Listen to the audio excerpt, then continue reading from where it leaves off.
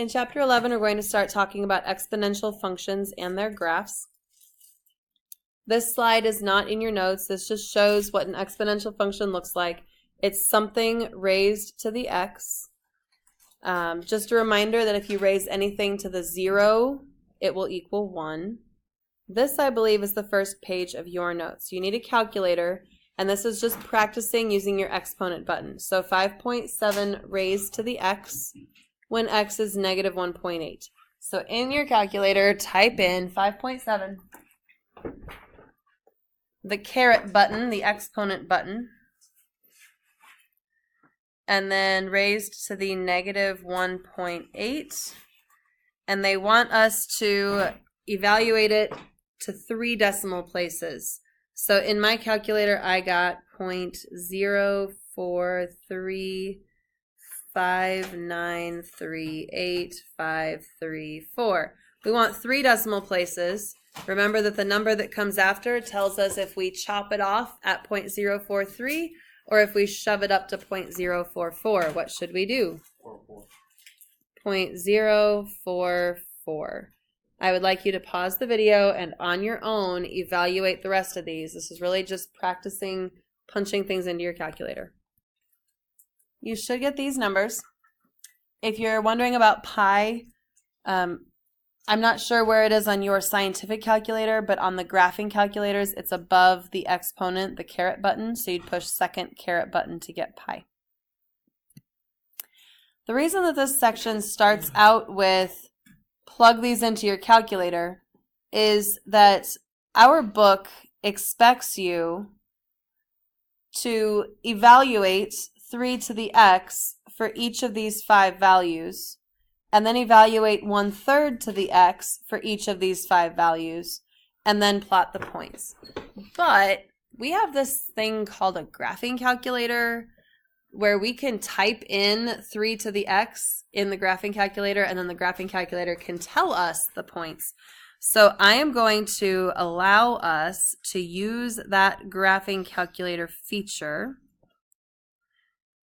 So on this graphing calculator, we are going to do 3 raised to the x. I don't want this to be full screen.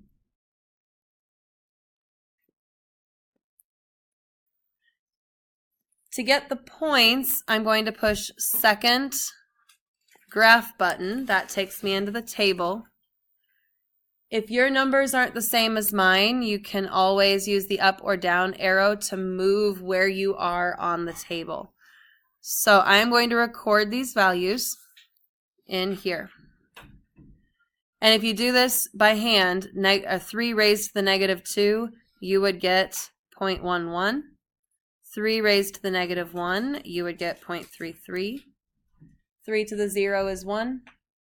3 to the first is 3. 3 squared is 9. So some of these you can do in your head and you don't need that graphing calculator. Now take your graphing calculator and go back to y equals. This time we want 1/3 in parentheses raised to the x. And then we'll go to the table. Do you notice anything interesting about these points?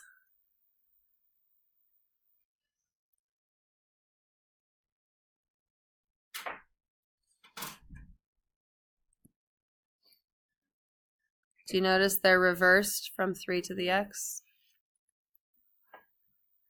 Okay, so this first one I'm going to graph in purple.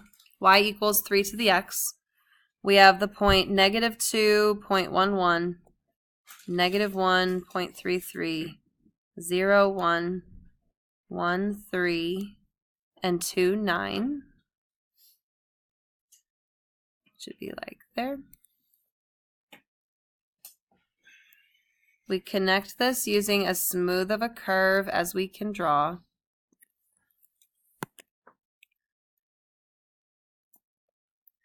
On the left, this gets closer and closer to touching the x-axis, but it doesn't touch it and it doesn't cross it.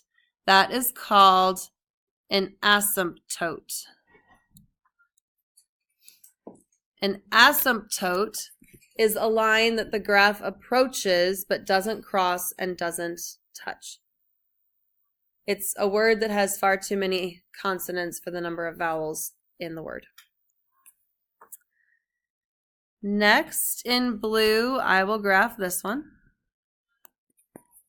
That'd be these points right here.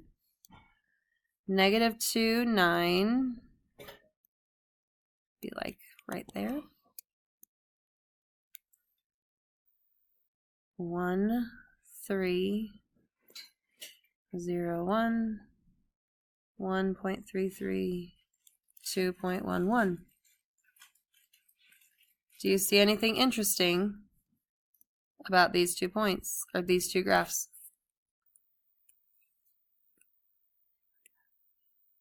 Do you see how they're reflections of each other? Yeah. The purple one is known as exponential growth. So above f of x equals 3 to the x, you might want to write that this one is exponential growth. When you start close to the axis, close to the asymptote, and then as you move to the right, the graph moves away from that asymptote, that is exponential growth. The blue one is exponential decay. So underneath that one, you might want to write decay. Actually, you might want to write it above so you don't think it refers to the graph below. This one is decay. Decay starts far away from the asymptote, and as you move to the right, it moves closer and closer to that asymptote. Some other defining factors. Growth, notice it's 3 to the x. It's a number bigger than 1. Decay, it's 1/3 to the x. That's a number smaller than 1. This page kind of sums up what we just talked about. They're saying that if it's y equals a to the x, if a is a number bigger than 1, this is interval notation that means that the domain is all real numbers.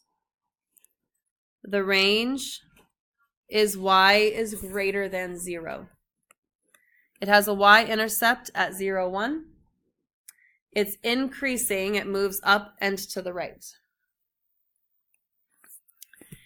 If you have a graph where the number raised to the exponent is less than 1, your domain is still all real numbers. Your range is still y is greater than 0, but this one is decreasing. It starts high and then decreases and moves closer to the asymptote. The big thing that I want you to get out of this slide is the first 2 lines, the domain and the range. We'll be talking more about those in the days to come. Okay, so here's the deal. They want us, on this one graph, to graph y equals 3 to the x. That would be called the parent function. That's the most simple version of this graph. And then y equals 3 to the negative x, and y equals -3 raised to the x. Here's what we're actually going to do. We are going to grab a graphing calculator and put these in the graphing calculator and compare them there.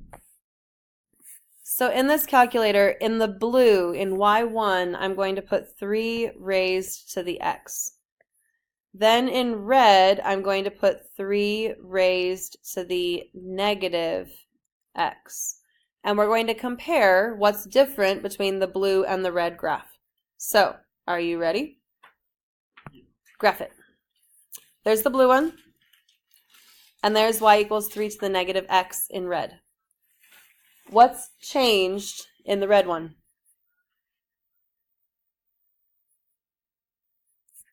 This class is not very talkative today. I think my talkative people are gone. It is flipped. If you were to flip this horizontally over the y-axis, the blue would turn into the red as you flipped it. So next to this one, I want you to write that this is a horizontal flip.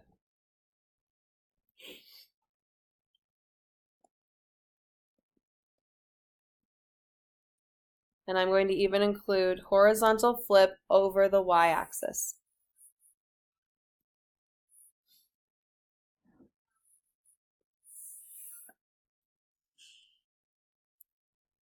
Okay. Then let's try negative 3 to the x. I'm going to leave the blue one in there, but this time I'm going to change the red one to negative 3 raised to the x. If 3 to the negative x is a horizontal flip, anyone want to take a guess what negative 3 to the x is going to be? No guesses. One person said vertical flip. And that is correct. If you vertically flip the blue one over the x-axis, you will get y equals negative 3 to the x. So negative 3 to the x is a vertical flip over the x-axis. The next one, we are going to compare, again, y equals 3 to the x with y equals 3 to the x plus 2 and y equals 3 to the x minus 2. So let me grab my calculator. In y equals, I'll keep the blue one, 3 to the x. In the red one, I will put 3 raised to the x, get out of the exponent, plus 2. Before I hit the graph button, any guesses what the plus 2 is going to do? Move it up, maybe? There's the original, and there's the red one, and that is correct. It moved up 2. So the plus 2 moved the graph up 2. Do we actually need to graph the minus 2? What do you think the minus 2 is going to do? Not everybody all at once now. You don't want to overwhelm the ears of the people listening. It will move the graph down 2. On the next slide, we are going to compare, come on, y equals 3 to the x. This time we're going to put the plus 2 and minus 2 in the exponent. So x minus 2 in the exponent and x plus 2 in the exponent. The first one's plus, the second one's minus. Anyone want to take a guess what you think that plus 2 is going to do? When we had plus 2 down in line, it moved it up or down. So this time, if it's up in the exponent, what do you think it might do? Left or right. We just have to figure out which one's left and which one's right. What do you think the plus 2 is going to be? Right. You would think that. Did my response just tell you what it is? Yeah. Okay, so here's the original blue one. And this is kind of hard to see. You really have to look at this point right here. It moved left 2. So this is kind of weird. It moved left 2, and that means that the minus 2 is going to move the graph right 2. Horizontal movement is backwards. Plus means left, minus means right. So at this point, I would like you to write down y equals a to the x minus h plus k.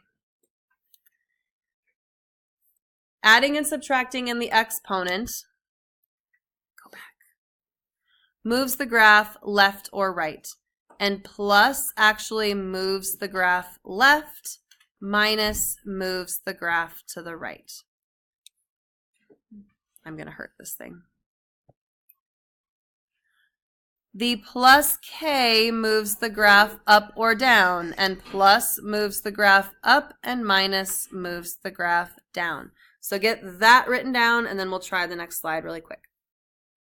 What we need to do here is look at a, or f of x. F of x is our starting point. G of x is our ending point. So what is changing from f to g? So take a moment and see if you can describe the transformations for each of these. Pause the video and then play it to see the answers. Here's the answers to each one, and keep in mind a negative in front is a vertical flip over the x-axis. A negative in the exponent is a horizontal flip over the y-axis. Make sure those are correct. Let me know if you have any questions about them. And here's your assignment.